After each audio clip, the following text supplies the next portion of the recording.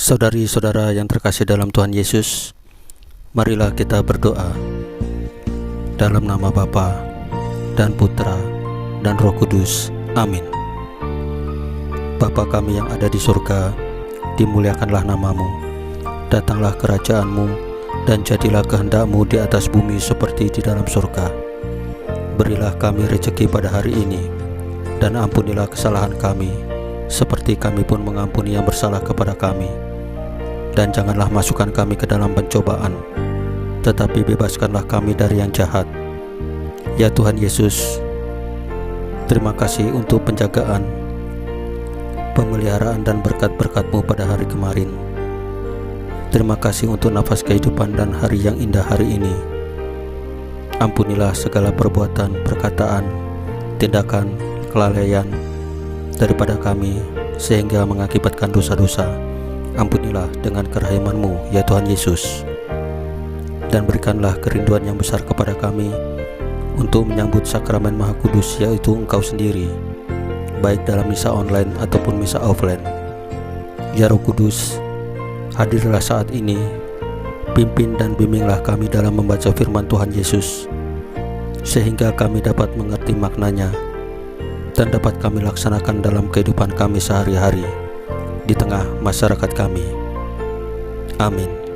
Dalam nama Bapa dan Putra dan Roh Kudus. Amin. Tuhan bersamamu dan bersama rohmu. Inilah Injil suci Yesus Kristus menurut Markus pasal 2 ayat 1 sampai dengan 12. Dengan perikop orang lumpuh disembuhkan, dimuliakanlah Tuhan.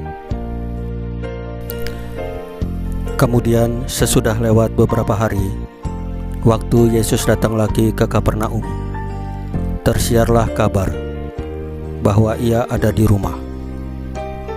Maka datanglah orang-orang berkerumun sehingga tidak ada lagi tempat, bahkan di muka pintu pun tidak. Sementara Ia memberitakan firman kepada mereka, ada orang datang membawa kepadanya seorang lumpuh, digotong oleh 4 orang.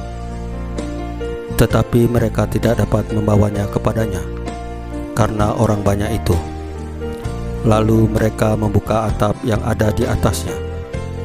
Sesudah terbuka, mereka menurunkan tilam tempat orang lumpuh itu terbaring. Ketika Yesus melihat iman mereka, berkatalah Ia kepada orang lumpuh itu, "Hai anakku, dosamu sudah diampuni."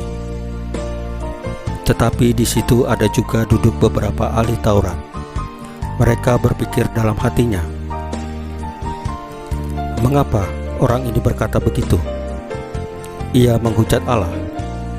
Siapa yang dapat mengampuni dosa selain daripada Allah sendiri?" Tetapi Yesus segera mengetahui dalam hatinya bahwa mereka berpikir demikian. Lalu Ia berkata kepada mereka, "Mengapa kamu berpikir begitu dalam hatimu? Manakah lebih mudah mengatakan kepada orang lumpuh ini, 'Dosamu sudah diampuni,' atau mengatakan, 'Bangunlah, angkatlah tilammu dan berjalan'? Tetapi supaya kamu tahu bahwa di dunia ini Anak Manusia berkuasa mengampuni dosa, berkatalah Ia kepada orang lumpuh itu, 'Kepadamu kukatakan, bangunlah, angkatlah tempat tidurmu, dan pulanglah ke rumahmu.' Dan orang itu pun bangun, segera mengangkat tempat tidurnya, dan pergi keluar di hadapan orang-orang itu, sehingga mereka semua takjub, lalu memuliakan Allah. Katanya, 'Yang begini belum pernah kita lihat.' Demikianlah sabda Tuhan. Terpujilah Kristus. Segala sesuatu berubah, namun kesetiaan Tuhan tidak berubah. Ia hadir dalam diri bapa-bapa bangsa Israel, para nabi, para hakim, para raja, dan akhirnya dalam diri Yesus Kristus. berbeda wajah pemimpin, namun Tuhan menunjukkan kerahiman dan kasih yang sama. Injil hari ini menunjukkan bagaimana Yesus dalam kasih dan kerahimannya menyembuhkan orang sakit dan memberi pengampunan kepada orang berdosa. Allah tidak mengubah kita seperti cara kita, tetapi dengan caranya yang selalu berliku, tetapi logis. Yang kita buat adalah membuka hati. Pemilik rumah hari ini menerima Yesus dan merelakan atap rumahnya dibongkar demi kesembuhan sesamanya.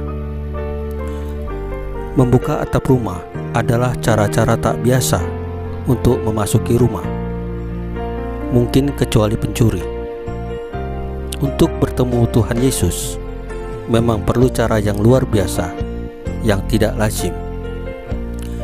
Saudari-saudara yang terkasih dalam Tuhan Yesus, marilah kita berdoa sebelum menutup renungan hari ini. Dalam nama Bapa dan Putra dan Roh Kudus. Amin. Tuhan, bantulah kami untuk menjadi hakim, nabi, dan raja bagi diri kami sendiri, agar aku mampu membuka atap rumah harga diriku untuk membantu sesama. Salam Maria, penuh rahmat, Tuhan sertamu. Terpujilah engkau di antara wanita, dan terpujilah buah tubuhmu Yesus. Santa Maria Bunda Allah, doakanlah kami yang berdosa ini, sekarang dan waktu kami mati. Amin. Dalam nama Bapa dan Putra dan Roh Kudus. Amin.